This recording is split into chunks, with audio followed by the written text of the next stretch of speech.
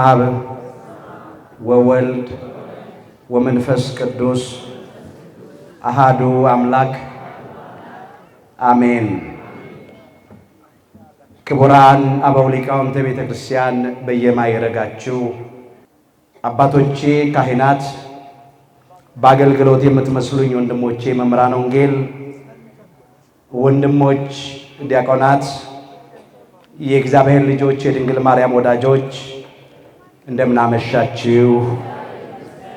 በቸርነቱ ሳይገባን የኃጢአታችንን ብዛትና የሰውነታችንን ክፋት ተመልክቶ ሳያጠፋን ዕድሜ ለንስሐ ሰጥቶ ዳግም በቅድስናው ስፍራ ሰብስቦ ስሙን እንድንጠራ ቃሉን እንድንሰማ የፈቀደልን የአባቶቻችን የቅዱሳን አምላክ የሰራዊት ጌታ እግዚአብሔር ስለማይነገረው ስጦታው ክብርና ምስጋና ይግባው። የእናታችን የእመቤታችን የቅድስተ ቅዱሳን የድንግል ማርያም የወላዲት አምላክ ረድኤትና በረከት ለዘላለሙ በሁላችን ላይ አድሮ ይኖር። በቅድሚያ እግዚአብሔር አምላካችን ሁላችንን በቸርነቱ ጠብቆ እንኳን ለቅድስተ ቅዱሳን ለበዓታ ማርያም ዓመታዊ ክብረ በዓል በሰላምና በጤና አደረሰን አደረሳችሁ። እንዲሁም ለሊቀ መላእክት ለቅዱስ ፋኑኤል ዓመታዊ መታሰቢያ ክብረ በዓል በሰላምና በጤና አደረሰን አደረሳችሁ። አምላካችን እግዚአብሔር ከእናታችን ከእመቤታችን ከቅድስተ ቅዱሳን ከድንግል ማርያምና ከሊቀ መላእክት ከቅዱስ ፋኑኤል ረድኤትና በረከት ሁላችንንም ያሳትፈን። የምስጢር ባለቤት እግዚአብሔር አምላካችን ለሁላችንም ምስጢሩን ገልጦ ያስተምረን። ወእሁብ ብፅዓትየ ዘነበብኩ በአፎየ፣ በአፌ የተናገርኩትን ስዕለቴን እሰጣለሁ። መዝሙር 65 ቁጥር 13 ርዕሳችን ነው። ዛሬ በዚህ ርዕስ ለመማር የመረጥንበት ምክንያታችን ሁላችንም እንደምናውቀው በቤተ ክርስቲያናችን ታሪክ መሰረት በየዓመቱ ታኅሳስ 3 ቀን የዛሬውን ቀን ማለት ነው ከምናከብራቸው ዓመታዊ መታሰቢያ ክብረ በዓላት መካከል አንዱ የሆነውንና የቅድስተ ቅዱሳን የድንግል ማርያም የወላዲት አምላክን ወደ ቤተ መቅደስ መግባት በዓል እያከበርን ነው። ይሄ የስዕለት ወይም የብፅዓት ውጤት ነው። አባቷ ቅዱስ ኢያቄምና እናቷ ቅድስት ሐና ወደ አምላካችን ወደ እግዚአብሔር ጸሎት አቅርበው ስዕለት ተስለው ብፅዓት ገብተው እግዚአብሔርም የልቡናቸውን መሻት ስለፈጸመላቸው ስዕለታቸው ስለደረሰላቸው ቅድስተ ቅዱሳን ድንግል ማርያምን ከእግዚአብሔር ተቀብለው መልሰው ለእግዚአብሔር ሰጥተዋታል። ይህንን ስለምናስብ ነው። ይህንን እያከበርን ስላለ ነው በዚህ ርዕስ ለመማር የመረጥ ነው። አምላካችን እግዚአብሔር በነገር ሁሉ ማስተዋልን ይስጠን። እንዲህ እያለ ዘመረ አባታችን ክቡር ዳዊት።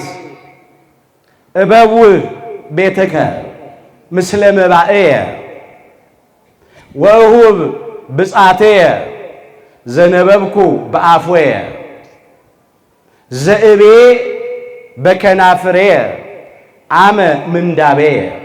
ከመባዬ ጋራ መባዬን ይዤ ወደ ቤትህ እገባለሁ፣ የሚቃጠለውን መስዋዕት ይዤ ወደ ቤትህ ወደ ቤተ መቅደስህ እገባለሁ፣ ለአምልኮትህ ልንበረከክ፣ ለክብርህ ልዘምር፣ ላመሰግን። ወእሁብ ብጻትየ ዘነበብኩ በአፍዌ፣ በአፌ የተናገርኩትን ስእለቴን እሰጥሃለሁ። ዘእቤ በከናፍሬ አመ ምንዳቤየ፣ በመከራዬ ጊዜ፣ በጭንቄ በችግሬ ጊዜ በከንፈሮቼ ያልኩትን የተናገርኩትን እንዲህ ብታደርግልኝ እንዲህ አደርግልሃለሁ ብዬ የገባሁትን ቃሌን እፈጽማለሁ። ለዚህ ነው ቅዱስ ኢያቄምና ቅድስት ሐና ሃይማኖታቸውን አጽንተው ምግባራቸውን አቅንተው በቅዱስ ጋብቻ በንጹህ መኝታ ይኖሩ ነበረ። ነገር ግን ልጅ አልነበራቸውም። የቅዱስ ኢያቄምና የቅድስት ሐና መከራ ጭንቅ ልጅ አለመውለዳቸው ነው።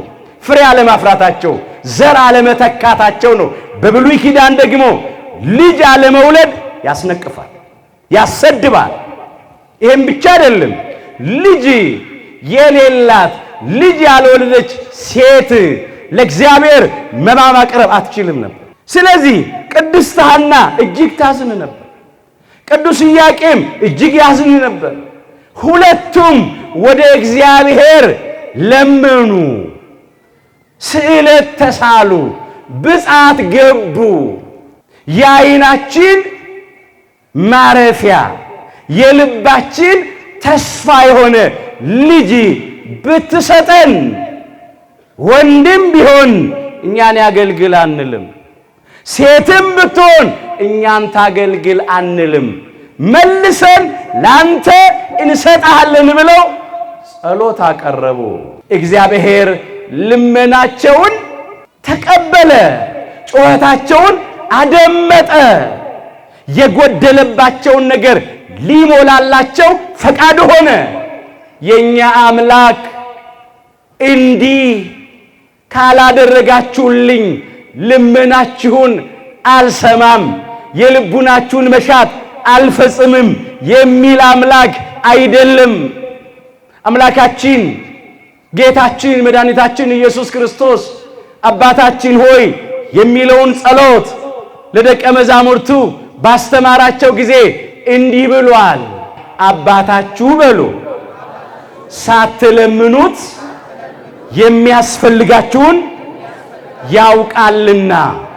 የማቴዎስ ወንጌል ምዕራፍ 6 ቁጥር 8 አባታችን አምላካችን እግዚአብሔር ሳንለምነው የሚያስፈልገንን አውቆ የሚሰጠን የሚያደርግልን አምላክ ነው። ለቅዱስ ኢያቄምና ለቅድስት ሐና ልጅ እንደሚያስፈልጋቸው እግዚአብሔር ያውቃል። ስለዚህም ልጅ ሰጥቷቸዋል። እነሱም ስዕለት ስለተሳሉ ብቻ አይደለም፣ አስቀድሞ እግዚአብሔር ቅድስተ ቅዱሳን ድንግል ማርያም ወላዲተ አምላክ ከነሱ ትወለድ ዘንድ አዘጋጅቷል። በአምላክ ልቡና ታስባ ትኖር የነበረች ስለነበረች፣ ነገር ግን እነሱ ተሳሉ በፈቃዳቸው ለመኑ። አስተውሎ ወገኖቼ፣ አንዳንዴ ስዕለትን ስናነሳ እግዚአብሔር ስዕለት ሳትሳሉ አልሰማችሁም አላለም። ስዕለት የፈቃድ ነው። ሰው ወዶ ፈቅዶ ነው የሚሳለው። ይህን አስረግጠን ለማየት ነው። እንዲህም ተብሎ ተጽፏል፣ ሳይጠሩ በሉ እመልስላቸዋለሁ፣ ገናም ሲናገሩ እሰማለሁ። ትንቢተ ኢሳይያስ ምዕራፍ 65 ቁጥር 24። እንደዚህ አይነት አምላክ ነው ያለን። ሳይጠሩ እመልስላቸዋለሁ አለ። አንዳንድ ጊዜ ሰዎች ጠርተናቸው አይመልሱልንም፣ እየፈለግናቸው ጀርባቸውን ሰጥተውን ይሄዳሉ። በመከራችን በጭንቃችን ጊዜ አይገኙልንም። የኛ አምላክ ግን ጠርተነው አይደለም፣ ሳንጠራው የሚመልስልን አምላክ ነው። ገና ከአንደበታችን አውጥተን መናገር፣ መጣራት፣ መጸለይ ስንጀምር የሚሰማንንና የልቡናችንን መሻት የሚፈጽምልን አምላክ ነው። ክብር ምስጋና ይግባው። እንዲህ ያለ አምላክ ሳይጠሩ እመልስላቸዋለሁ ማለት ምን ማለት መሰላችሁ? በልቡናቸው ውስጥ ያለውን በጎ ሐሳብ፣ በጎ መሻት በአንደበታቸው አውጥተው ሳይናገሩ እኔ እመልስላቸዋለሁ፣ እሰጣቸዋለሁ። ገና ሲናገሩ እሰማለሁ ማለት በእምነት ወደሱ ስንጸልይ ስንጮህ እግዚአብሔር ይሰማናል። እንደዚህም ተብሎ ተጽፏል፣ በእግዚአብሔር ደስ ይበልህ ይላል፣ የልብህን መሻት ይሰጣል ይላል። መዝሙር 36 ቁጥር 4 ላይ በእግዚአብሔር ደስ ይበልህ የልብህን መሻት ይሰጣል። ለዚህ ነው ሳይጠሩ መልስላቸዋለሁ፣ ገና ሲናገሩ እሰማለሁ አለ። ቅዱስ ኢያቄምና ቅድስት ሐና እግዚአብሔርን ለመኑት፣ በፈቃዳቸው ስዕለት ተሳሉ። ታሪካችንን ለውጥ፣ ነገራችንን ገልብጥ አሉ። ፍሬ ስጠን፣ ልጅ ስጠን አሉ።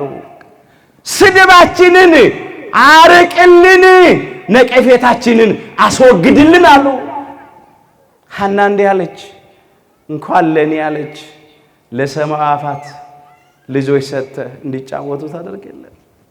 ለእንስሳት፣ ለአራዊት፣ ለአንክሮ፣ ለተዘክሮ ለተፈጠሩት ሞተው ፈርሰው በስብሰው ለሚቀሩት ሕያዊት ነፍስ ለሌለቻቸው ደማዊት ነፍስ ላለቻቸው ለነሱ እንዲህ ያደረግ ለኔማ ለኛማ አለች። እግዚአብሔር ልመናቸውን ሰማ፣ ጸሎታቸውን ተቀበለ፣ ብፅዓታቸውን ፈጸመ። በእውነት ሁላችን እንደምናውቀው ቅድስተ ቅዱሳን ድንግል ማርያም በነሐሴ 7 ቀን ከቅዱስ ኢያቄምና ከቅድስት ሐና ተጸነሰች። በግንቦት 1 ቀን በክብር በሊባኖስ ተራራ ተወለደች።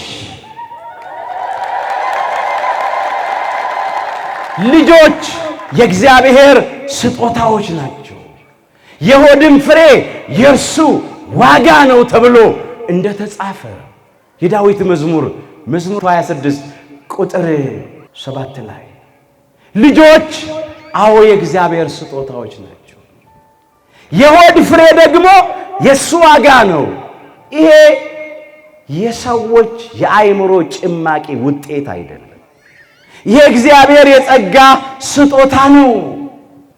ከአባት አብራክ ተከፍሎ በእናት ማኅፀን ተጸንሶ ልጅ የሚወለደው እግዚአብሔር ሲሰጥ ነው። ልጆች የእግዚአብሔር ስጦታዎች ናቸው፣ የሆድም ፍሬ የእርሱ ዋጋ ነው። መዝሙር 126 ቁጥር 3 ላይ ተመዝግቧል። ሰጠ እግዚአብሔር። ጥቂት ሲለምኑት ብዙ የሚሰጥ አምላክ ነው። ትንሽ ነገር ሲለምኑት ትልቅ ነገር የሚሰጥ አምላክ ነው የኛ አምላክ። ልጅ ስጠን ያሉት ቅዱስ ኢያቄምና ቅድስት ሐና የሰጣቸው ግን ከፍጥረታት ሁሉ የምትበልጥ ከፈጣሪ በታች ከፍጡራን ሁሉ በላይ ሆነች ከኃይላት ከስልጣናት ከሊቃናት ከአጋዕዝት ከእልፍ አእላፋት ወትእልፊት አእላፋት ቅዱሳን መላእክት ከኪሩቤል ከሱራፌል የምትበልጥ ማንም የሚመስላት የሌለ ዓለም ሁሉ በሷ ምክንያት የሚድነውን ቅድስተ ቅዱሳን ድንግል ማርያም ወላዲተ አምላክን ሰጠ። ለጊዜው ለቅዱስ ኢያቄምና ለቅድስት ሐና ተሰጠች። ፍጻሜው ለአዳምና ለልጆች ሁሉ ተሰጠች። ለቅዱስ ኢያቄም ለቅድስት ሐና ብቻ አይደለም የተሰጠችው ቅድስተ ቅዱሳን ድንግል ማርያም ለአዳምና ለልጆቹ ሁሉ ተሰጠች። እነሱ ተሳሉ፣ ብፅዓት ገቡ፣ እግዚአብሔርን ለመኑ። ለነሱ ብቻ ግን አይደለም። መቼ እነሱ ስድብ ብቻ ተወገደ? መቼ እነሱ ነቀፌታ ብቻ ራቀ? የኛም የአዳምና የልጆቹ ስድብ፣ ነቀፌታ፣ መርገም የራቀው እኮ በሷ ምክንያት ነው። መድኃኒት ወልዳ ስለሰጠች።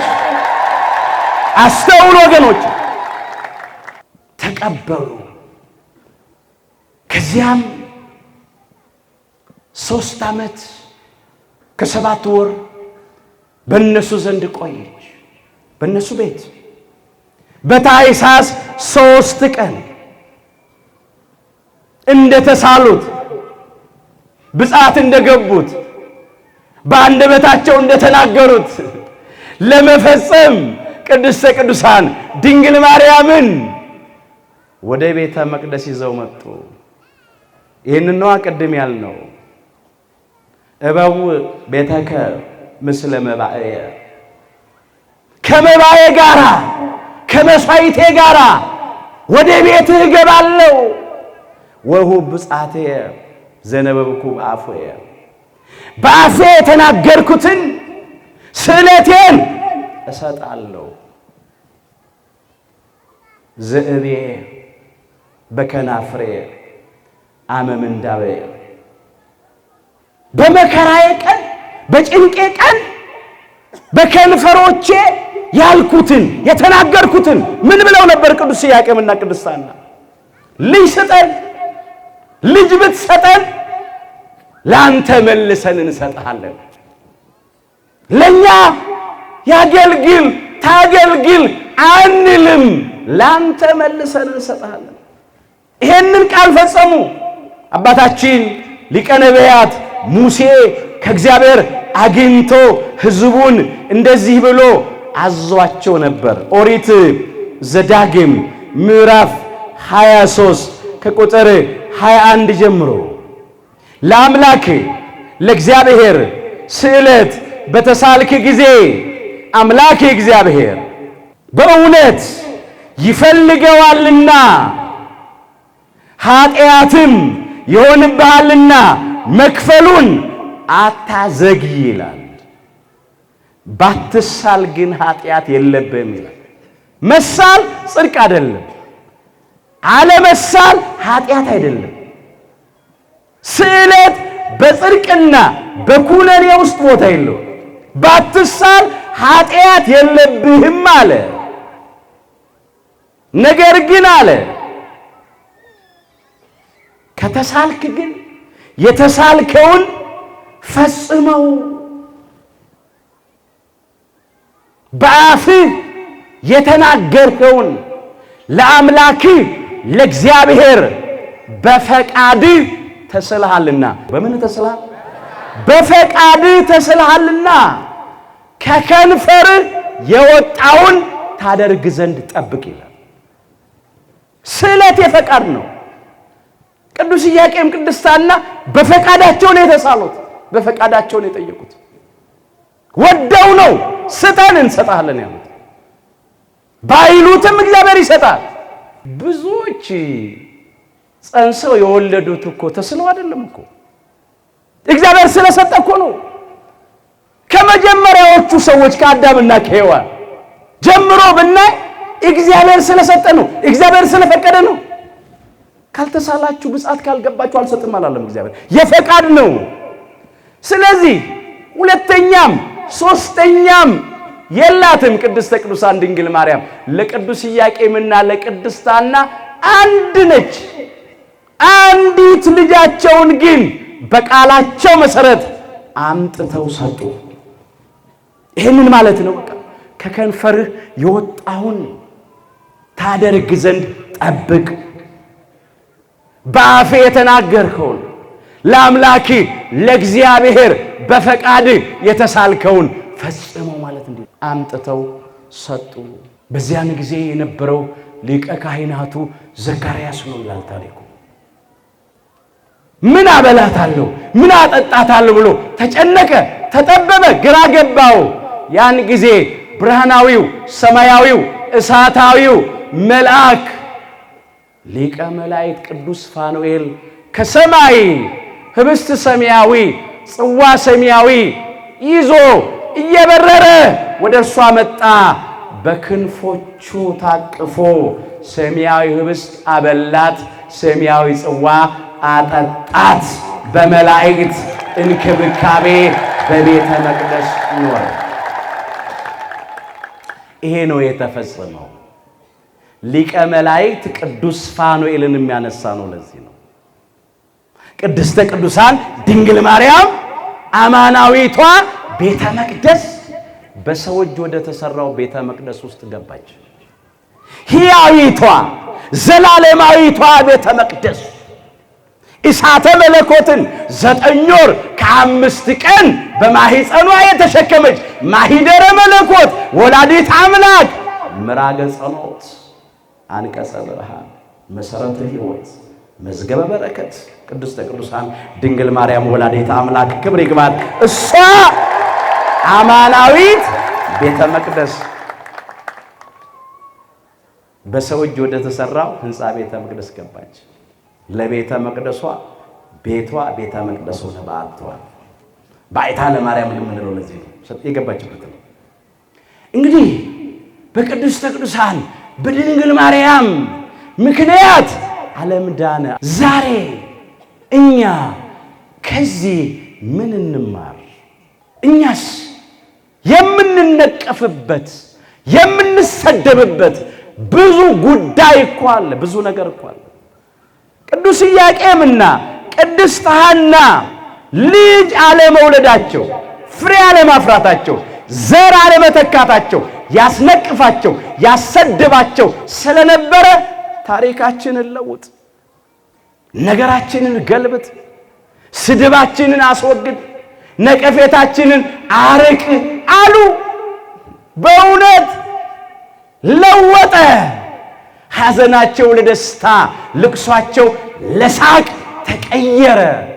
የቅድስት ሐና ማህፀን ለመለመ።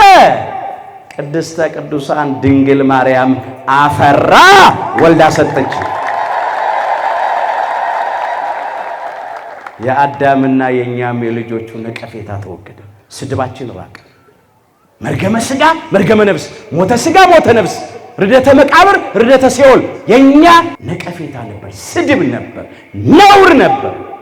መድኃኒትን ወልዳ ስለሰጠች ያ ተወገደ። አሁን እኛ ምንድነው ነቀፌታችን? ምንድነው የጎደለብን? ምንድነው ነውራችን? እንጠይቅ ራሳችንን። በግል ሕይወት ብዙ የሚያስነቅፍ ነገር አለ።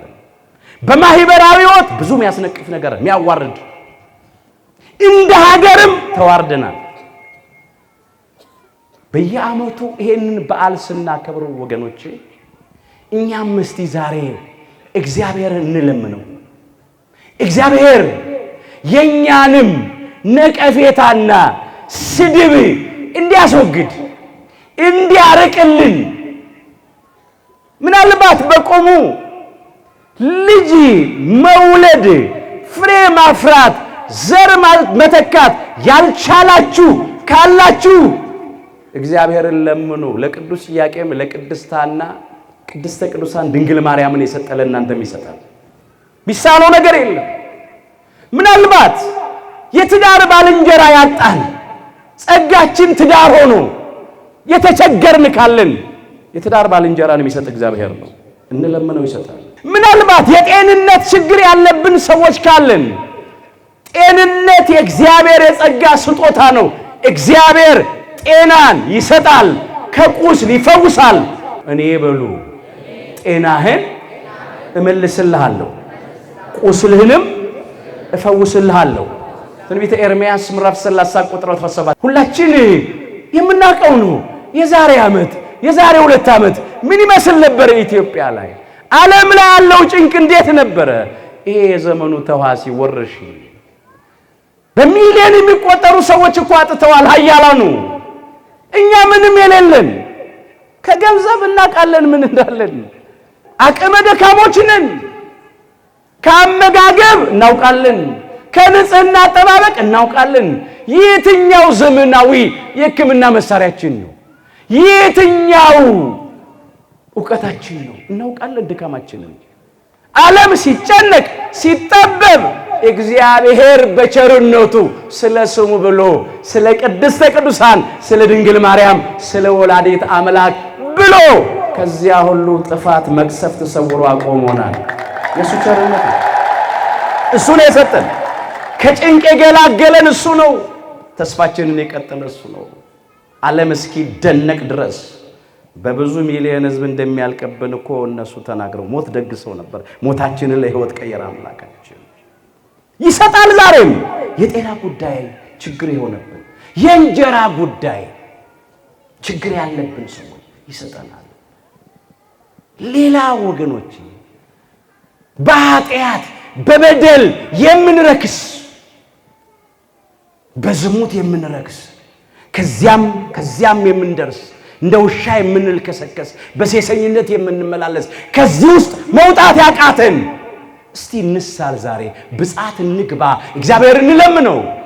በሱስ ውስጥ በሲጋራ በጫት በአሽሽ ሱስ ውስጥ ያለን መለወጥ ያቃተን ብዙ ጊዜ በእግዚአብሔር ቤት የምንመላለስ ግን በደላችን ኃጢአታችን የሚያስነቅፈን የሚያሰድበን ሰዎች እስቲ አምላኬ ታሪኬን ለውጥ፣ እስቲ መጥፎ ነገሬን ለጥሩ ገልብጥ፣ እስቲ ሰው አድርገኝ እንበለው። እንሳላ፣ እንለምና። እኛም እኮ ነቀፌታ አለብን፣ ስድብ አለብን። እስቲ ልቡናችን በጎ ነገር ይጽነስ። እስቲ አንደበታችን ቅን ነገር ይናገር። በድርጊት በተግባር መልካም ነገር እስቲ እንስራ። የትህትና የይቅርታ ሰዎች እንሁን። እስቲ የዋሆች፣ ሩሮች፣ ደጎች፣ ታማኞች እንሁን። እስቲ የትዕግስት ሰዎች፣ የፍቅር ሰዎች እንሁን። እስቲ እኛስ በልቡናችን ማህፀን ምንድነው የጸነስ ነው? እነሱ ልጅ ነበር ያጡት አይደለም? ምንድነው ጽንሱ? የተጸነሰው ነው እኮ የሚወለደው። ምንድነው እየወለድን ያለ ነው? እኛ ዛሬ በግል ሕይወት፣ በቤተሰብ ውስጥ፣ በማህበራዊ ሕይወት፣ እንደ ሀገር ምንድነው ትውልዱ የጸነሰው? ምንድነው ወልደን እያሳደግን ያለ ነው? ምኞት ጸንሳ ኃጢአትን ትወልዳለች። ኃጢአትም ካደገች በኋላ ሞትን ትወልዳለች ይላል የያዕቆብ መልእክት ምዕራፍ 1 ቁጥር 15። አሁን የልጅ ነገር ሲነሳ ብዙ ጊዜ ለሴቶች እንሰጥና እንተዋለን። እኛም እኮ ልቡና የሚባል ማህፀን አለን እኮ። በሐሳብ እንጸንሳለን፣ በምኞት እንጸንሳለን እኮ። በንግግር እንወልደዋለን እኮ፣ በአንደበት እንወልደዋለን፣ በድርጊት እናሳድገዋለን። በጎ አስበን በጎ የምንናገር በጎ የምንሰራ ከሆነ የዘላለምን ሕይወት እናጭዳለን። ክፉ ሐሳብ፣ ክፉ ቃል፣ ክፉ ስራ ይሁን እንደምናየው መከራ ጭንቅ ውስጥ ያስገባል። አምላካችን እግዚአብሔር በልቡናችን ማህፀን በጎን ሐሳብ፣ ቅኑን ሐሳብ ጸንሰን መልካሙን ቃል ካንደበታችን እየተናገርን በበጎ ስራ በጽድቅ ስራ እንድንመላለስ ይርዳል። የሚያስደስት የሚያሳርፍ የቅዱስ ኢያቄም የቅድስት ሐና ፍሬ ዓለሙን ሁሉ አስደሰተች። የኛስ ፍሬ፣ የኛስ ስራ፣ የኛስ ሕይወት፣ የኛስ ምልልስ ዛሬ እስቲ ምን ውስጥ ነው ያለነው? ወገኖቼ ግራ ገብቶናል። አጣብቂኝ ውስጥ ገብተናል። ማጣፊያው አጥሮብናል። ሰማይ በላያችን ላይ የተደፋብን እስኪመስለን በሞት ጥላ ተከበናል።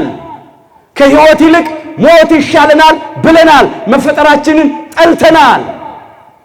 ዛሬ እስቲ እንደ ቤተሰብም እንደ ማህበረሰብም እንደ ሀገርም እግዚአብሔር አሕዛብ ከሚሰድቡን ስድብ ከሚዘብቱብን መዘባበት እንዲያወጣን እንለምነው። እስቲ ለጎረቤታችን ብሉ ስድብ ሆነናል።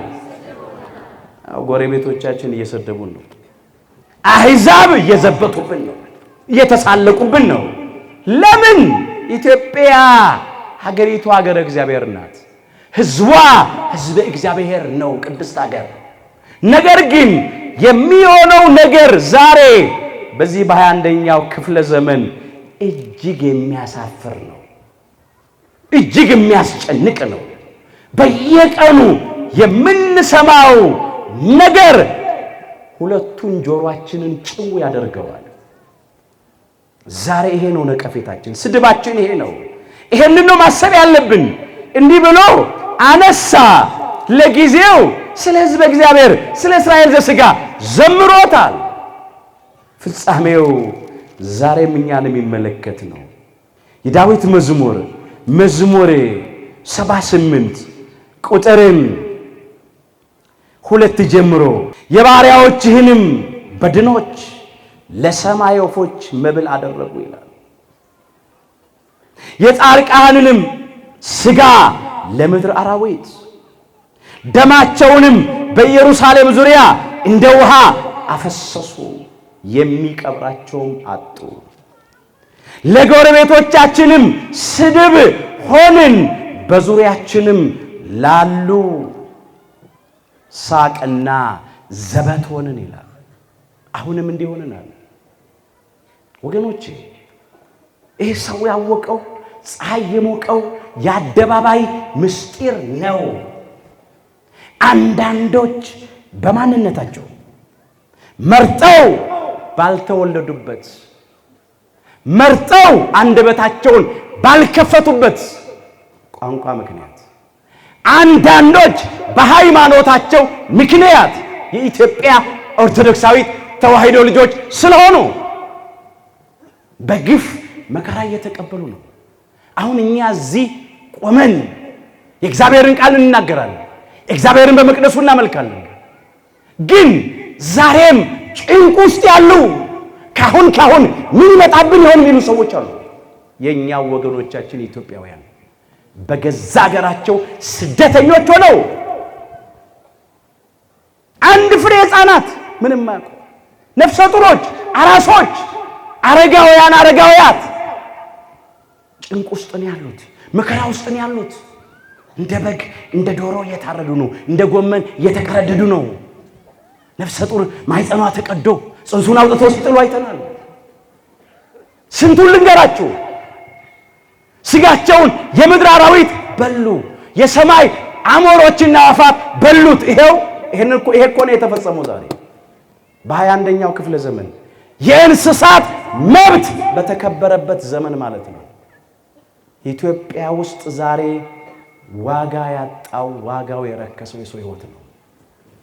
ዕቃውማ በየጊዜው ይወደዳል፣ ይጨምራል ዋጋው።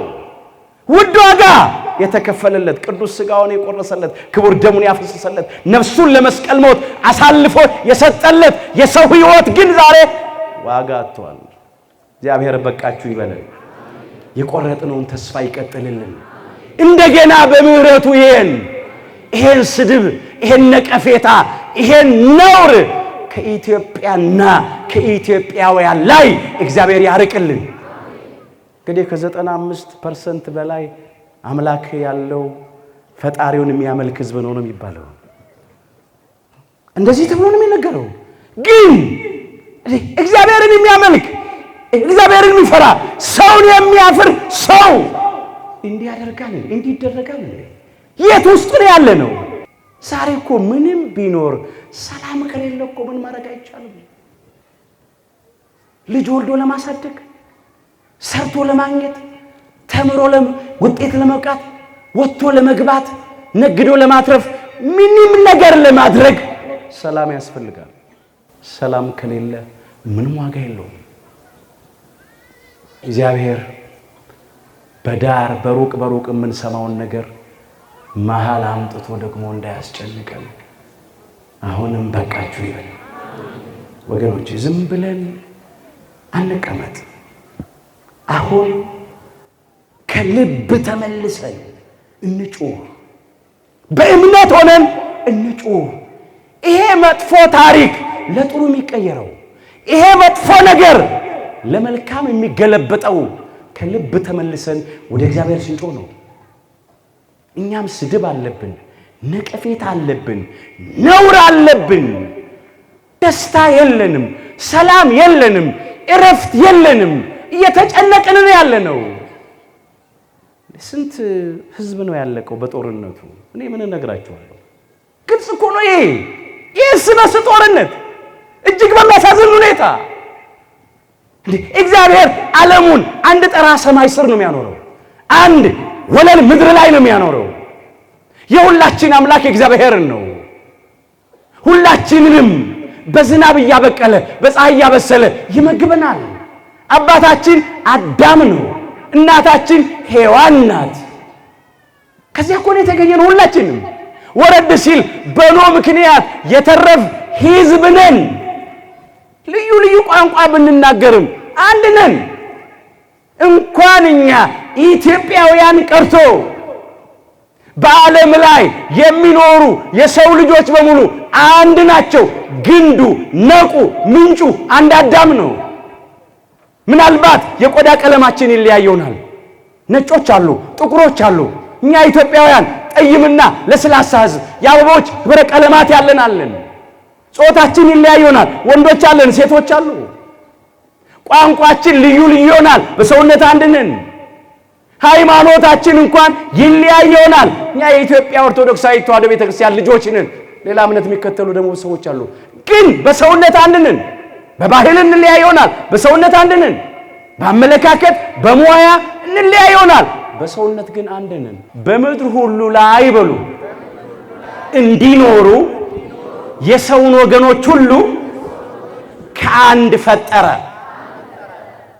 የሐዋርያት ሥራ ምዕራፍ 17 ቁጥር 26 ላይ በምድር ሁሉ ላይ እንዲኖሩ አለ። በአራቱም ማዕዘናት በሰሜንም በደቡብም በምስራቅም በምዕራብም በአራቱም ማዕዘናት በዓለም ውስጥ በሙሉ እንኳን በሀገራችን በኢትዮጵያ የሰውን ወገኖች ሁሉ ከአንድ ፈጠረ አለ። ከአዳም ሔዋንም ከአዳም ጎን የወጣችው በቃ ሌላ ነገር የለም። ዛሬ ግን እጅግ በሚያሳዝን ሁኔታ እባካችሁ እናስተውል። ኢትዮጵያውያን የተበላላንበት፣ የተጣላንበት፣ የተነካከስንበት ዘመን ይብቃ። አሁን ስዕለት እንሳል፣ ብጻት እንግባ። ነቀፌታችንን ብታስወግድልን፣ ስድባችንን ብታርቅልን፣ የቀደመውን የአያቶቻችን የቅድመ አያቶቻችንን የሰላም የፍቅር የደስታ ዘመን መልሰ ብታመጣልን እንዲህ እናደርጋለን እንበል። በፊቱ ቆመን አልቅሰን እንለምነው። ከዚህ ምንም አላተረፍንም፣ ምንም ነገር አናተርፍም፣ ምንም አናገኝም። በጣም እኮ ያሳዝናል። እኛ የኢትዮጵያ ኦርቶዶክሳዊት ተዋሕዶ ቤተክርስቲያን ልጆች ከራሳችን እንጀምር። በአንድ መስቀል ሄዳንን፣ ከአንድ ማኅፀነ ዮርዳኖስ፣ ከአንድ ጸጋ መንፈስ ቅዱስ ዳግም በጥምቀት የተወለድንን፣ በአንዱ ሜሮን የከበርንን፣ ከአንዱ ኅብስት ከቅዱስ ሥጋው ከአባቶቻችን ከካህናት እጅ ቅዱስ ሥጋውን የተቋደስንን፣ ከአንዱ ጽዋ ከክቡር ደሙ ከወንድሞቻችን ከዲያቆናት እጅ በርፈ መስቀል ክቡር ደሙን የቀመስንን ብዙ ብልቶች ስንሆን በክርስቶስ አንድ አካል ነን። የአንዲት ቤተክርስቲያን ልጆች አንዲት ርስ ገነትን ኋላም መንግሥተ ሰማያትን ተስፋ የምናደርግ ነን። በመለያየት በመበላላት በመጠላላት በብዙ ሺህ የሚቆጠሩ ሰዎች አለቁ። ብዙዎች አካለ ጎደሎች ሆኑ። ምን አተረፍን? ምንድነው ያገኘነው ጥቅም? አሁንስ አይበቃንም? እግዚአብሔር በቃችሁ ይበለን። እስቲ ይህንን ቃል ከኔ ጋር በሉ፣ እርስ በርሳችሁ በሉ። ብትበላሉና ብትነካከሱ እርስ በርሳችሁ እንዳትጠፋፉ ተጠንቀቁ። ገላትያ ምዕራፍ 5 ቁጥር 15። የእርስ በርስ መበላላት፣ መለያየት፣ መነካከስ፣ መጣላት መጨረሻው መጠፋፋት ነው።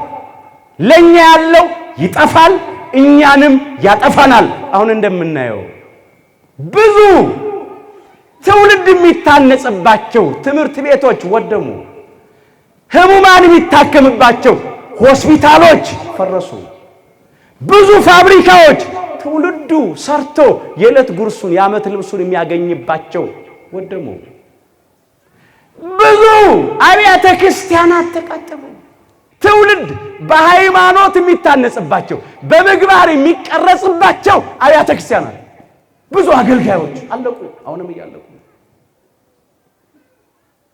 ውድ የሆነ የሰው ሕይወት መተኪያ መለኪያ መመለሻ የሌለው የሰው ሕይወት ደግሞ አለቀ።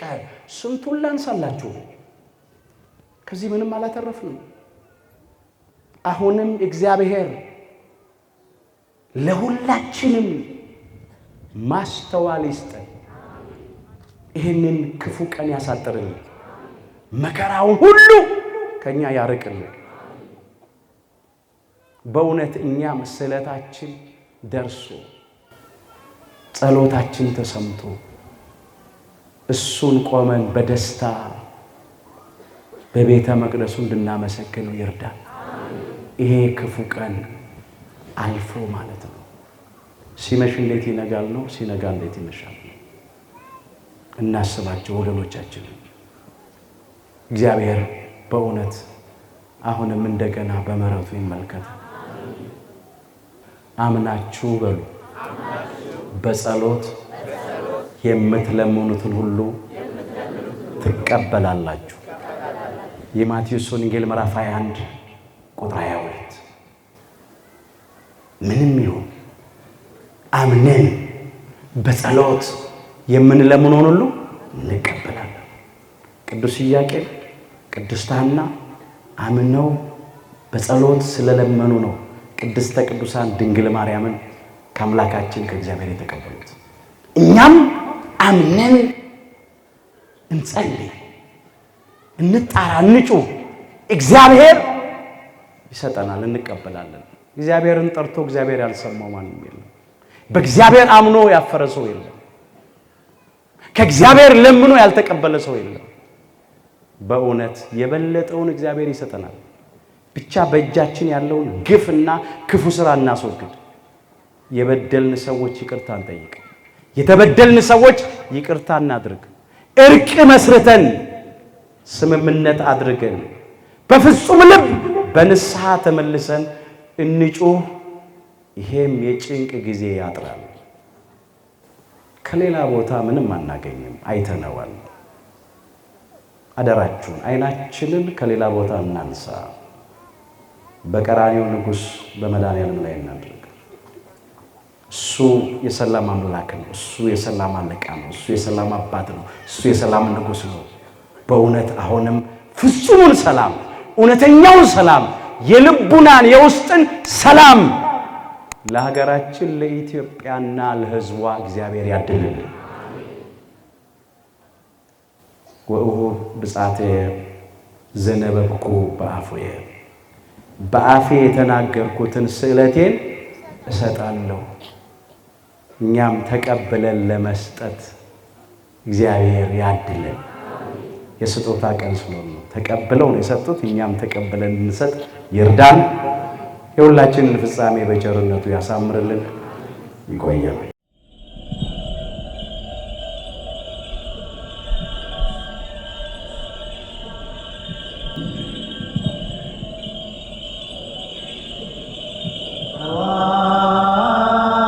ወንጌለ መንግሥቱ